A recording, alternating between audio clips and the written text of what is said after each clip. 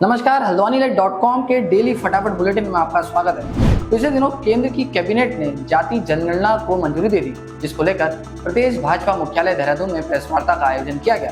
प्रदेश अध्यक्ष महेंद्र भट्ट ने कहा कि 94 वर्षों के बाद कास्ट सेंसस का जो निर्णय लिया गया है, भाजपा उसका स्वागत करती है। उन्होंने कहा कि कास्ट सेंसस से देश का सामाजिक और आर्थिक ताने बाने का पता चल सकेगा। उन्होंने कहा कि 1931 के बाद ये पहली बार हुआ है जब किसी सरकार ने जातिगत जनगणना की बात की है। सेंसस 2011 के बाद अब प्रस्तावित है।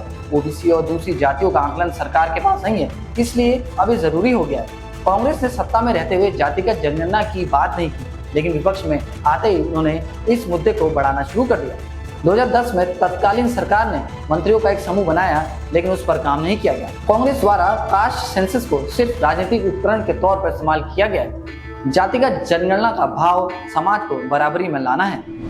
राज्यों ने भी कुछ स्थानों पर जाति की गणना करने की कोशिश की है, लेकिन राष्ट्रीय स्तर पर जब गणना होगी तो प्रत्यक्ष रूप से हर जाति के बारे में एक संदेश रहेगा, उसके आर्थिक स्थिति का मूल्यांकन होगा और समाज के अंदर जो आरक्षण जिस रूप में दिया जा रहा है उसका लाभ उस समाज को ठीक प्रकार से मिले, उसका एक प्रत्यक्ष रूप से सरकार की जो नीति होगी उस नीति के आधार उसका पालन किया जाएगा।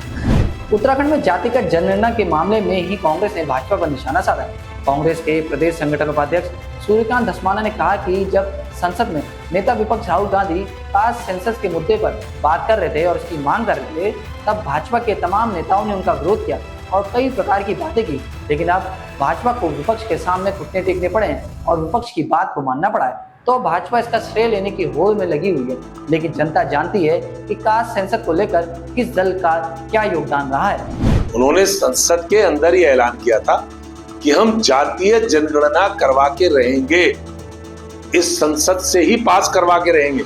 यह ऐलान किसका था? राहुल गांधी का। राहुल गांधी के इस ऐलान पर अनुराग ठाकुर का बयान याद करिए, स्वयं प्रधानमंत्री नरेंद्र मोदी जी का बयान याद करिए, पूरी भारतीय जनता पार्टी के एक एक नेता का जातीय जनगणना के खिलाफ जो जहर उन्होंने उगला उसको याद करिए।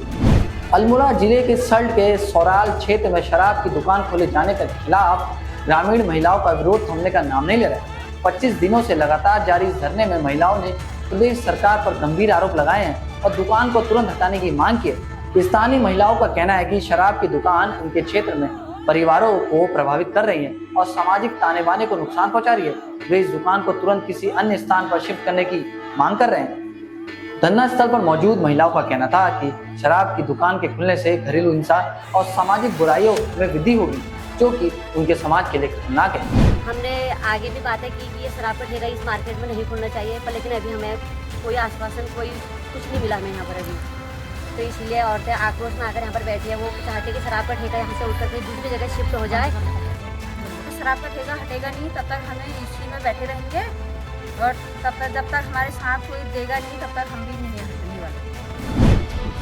भारत और पाकिस्तान के बीच चल रहे तनाव के बीच मुख्यमंत्री के निर्देशों पर हल्द्वानी में पुलिस ने रविवार को मॉकड्रिल की, जहां मॉकड्रिल में दिखाया गया कि आतंकवादी घटना के दौरान किस प्रकार रेस्क्यू अभियान चलाया जाता है। पुलिस ने मॉकड्रिल के तहत मॉल के अंदर 4 आतंकवादियों को मार गिराया और एक को गिरफ्तार किया। इसके अलावा कई घायलों को रेस्क्यू किया गया और पुलिस के जवानों ने सभी को निकालकर उपचार के लिए भेजा। पुलिस ने आतंकवादी घटना के दौरान किस प्रकार से क्षेत्र को छावनी में तब्दील किया जाता है और यातायात को किस प्रकार से डाइवर्ट किया जाता है, उसको लेकर सभी चीज मॉकड्रिल के माध्यम से की। वहीं इस अभियान को लेकर एसपी सिटी हल्द्वानी का कहना है कि प्रदेश के मुख्यमंत्री के निर्देशों के बाद प्रत्येक शहर में मॉकड्रिल की जा रही है, जिसमें हर चीजों को बारीकी से किया जा रहा है।